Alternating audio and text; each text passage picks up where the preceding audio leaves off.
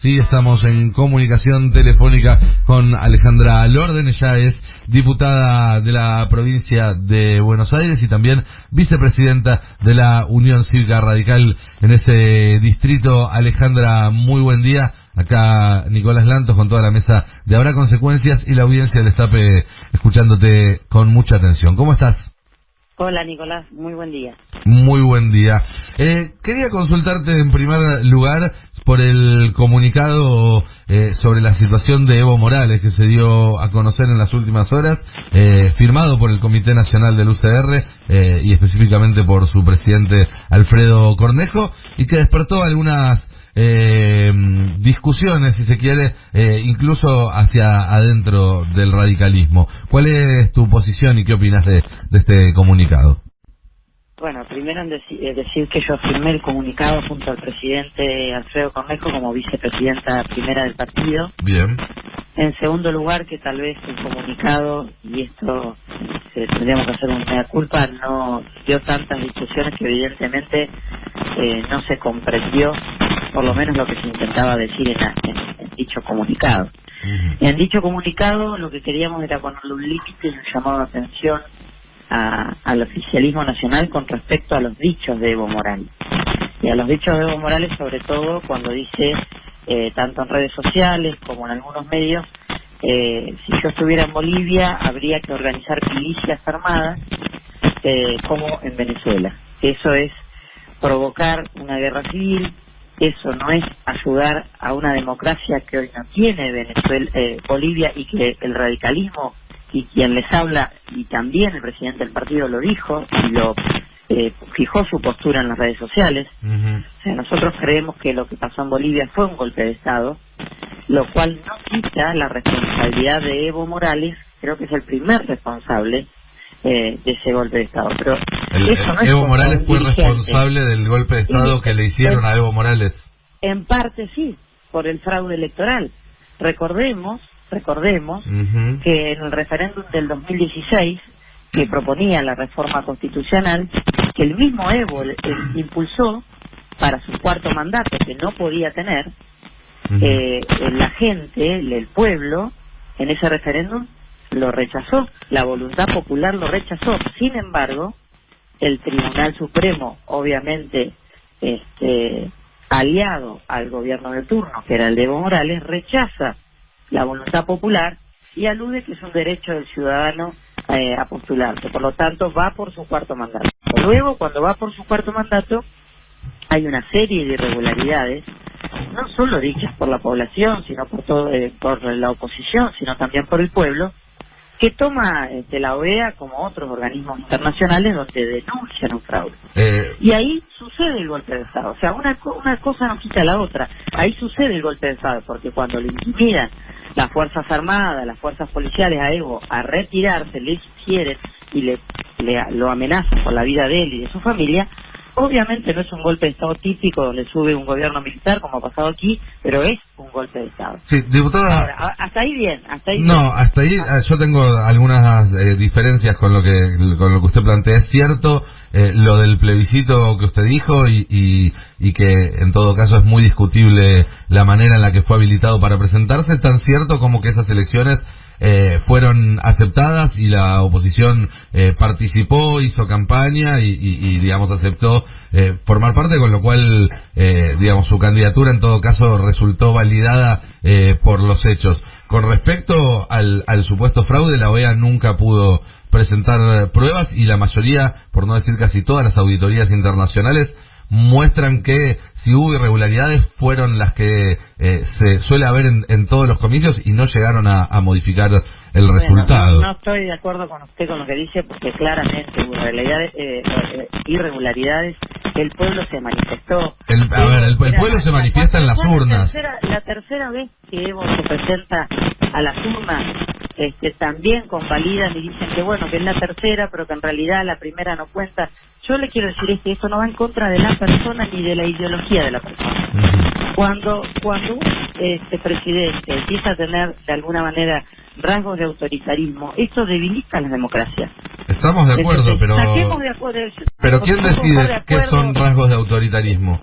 Y bueno, digamos, Mauricio Macri en el primer mes de su gobierno quiso poner Mauricio Macri terminó el gobierno, perdió y se retiró y le entregó la banda y... Está bien, pero en y su el primer mes de gobierno quiso poner 2 jueces de la Corte Suprema por decreto. Eso podría Bueno, ser y el interpretado como un rasgo de autoritarismo.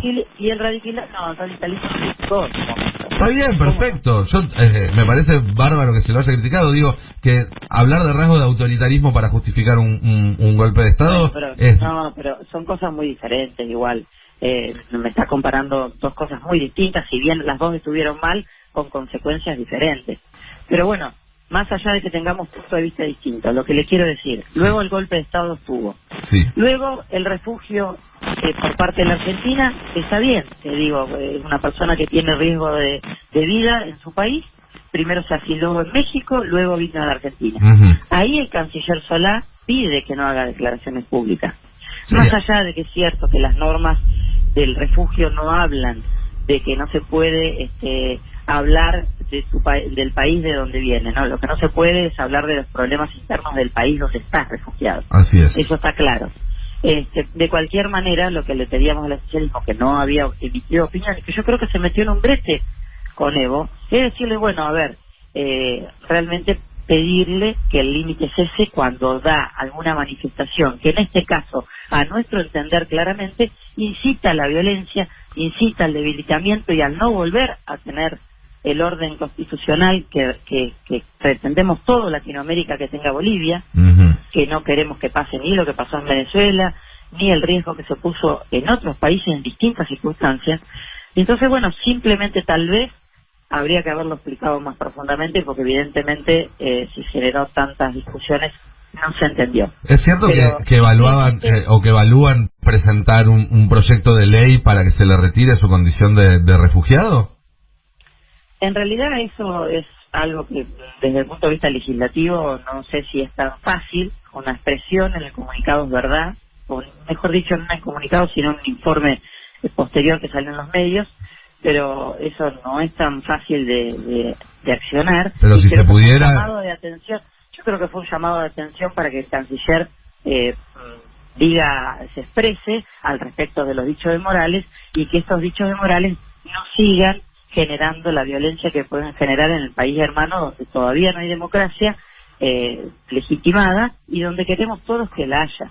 O sea, me parece que en un punto estamos todos de acuerdo desde el origen, lo que no estamos de acuerdo es con las formas de un dirigente independientemente de su ideología. Porque si no nos agarramos de eso y empezamos con una grieta que la verdad que por lo menos en lo que intento explicar yo no está, si bien tenemos las diferencias que tenemos en cuanto a la legitimidad de la elección de Morales en Bolivia. El presidente Alberto Fernández igual ya fue consultado varias veces en entrevistas públicas por este tema, y él dejó en claro que Evo Morales en su condición de refugiado tiene el mismo derecho que cualquier ciudadano argentino de manifestarse políticamente. Yo no creo que Fernández esté de acuerdo con lo que dijo, y estoy segura que está pensando que está metido en un brete y verá cómo de alguna manera limita estos dichos y otros dichos que puedan suceder. Pero la violencia en Bolivia. La libertad de expresión no pasa por si uno está de acuerdo o no con el contenido de lo que se dice, sino que es un principio mucho más amplio. Cuando el contenido que se dice pone en riesgo, vuelvo a decir, el reordenamiento del poder constitucional de Bolivia, que hoy no tiene, y la verdad que me parece que sí es muy importante y muy grave. Está bien. Ya lo dicen, me parece que responsabilizar... Las democracias de Levitt y Zulat habla muy claro de cómo que muchas veces erosionando una democracia, no siempre una democracia muere porque la toma un gobierno militar.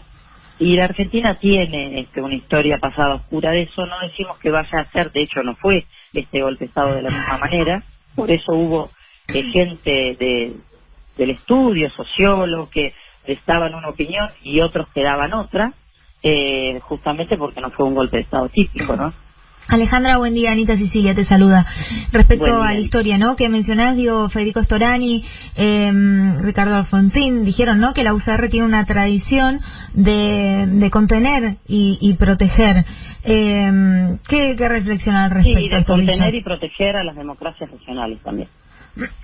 Por eso nos parecen desacertados los dichos de un dirigente. Vuelvo a repetir, no importa la ideología, sí importa que está en un país vecino. Obviamente si estuviera en otro lado diríamos lo mismo, pero sobre todo porque pone en riesgo las democracias en Latinoamérica. Pero el que pone en riesgo las democracias es la persona que fue depuesta por un golpe de Estado. Eso es lo que no termino de entender. También, pero no vamos a lograr nunca la democracia en Bolivia si armamos una guerra civil, si fomentamos que haya una guerra civil. Si pero la guerra civil, en todo caso, los que... esas milicias armadas como en Venezuela, en Bolivia. A ver, ya existen milicias armadas en Bolivia, fueron las que participaron del golpe de Estado, son grupos neonazis que tienen su base en Santa Cruz de la Sierra, se los conoce muy bien, su líder Camacho fue el primero en entrar al Palacio de Gobierno cuando fue depuesto Evo Morales, reivindican su condición de milicias armadas, reivindican su condición neonazi, fueron responsables de la masacre de Pando, el otro intento de golpe de Estado hace 10 años. De la talla de Evo Morales tenga que reivindicar eso, ¿qué quiere que le diga? Bueno, esa es su opinión y es absolutamente válida, pero eso no implicaría restringir la libertad de expresión de Evo Morales. Me llama para que yo le diga mi opinión por radio, por eso estoy dando mi opinión. Por eso mismo, pero yo le digo, ¿por qué cree que su opinión tiene que imponerse por sobre la libertad de expresión de una persona que tiene un refugio en la Argentina? Porque esa persona justamente no es cualquier persona.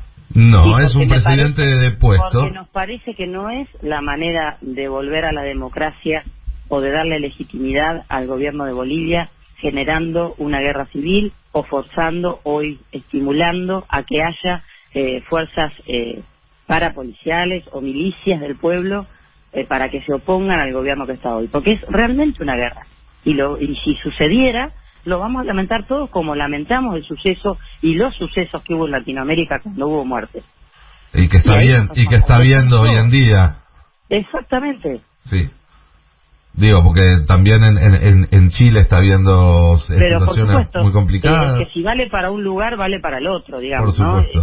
Tenemos que defender la democracia en todas las regiones. Por eso le digo que no es en contra de un dirigente, sino en contra del riesgo de sus dichos. No lo dice cualquiera, independientemente de que existan en la historia. Bien, en todo caso tenemos criterios distintos de cómo se defiende la democracia. Me parece que en definitiva que debemos querer lo mismo, que es que realmente la democracia siga vigente y es el único medio, con todos sus defectos, que los tiene, pero es la mejor manera de representarnos y la mejor manera de evitar la violencia extrema como está sucediendo en muchos países del mundo. Hubiera sido muy bueno en ese sentido que el gobierno anterior no hubiera reconocido a las autoridades golpistas, pero bueno, todo no se puede.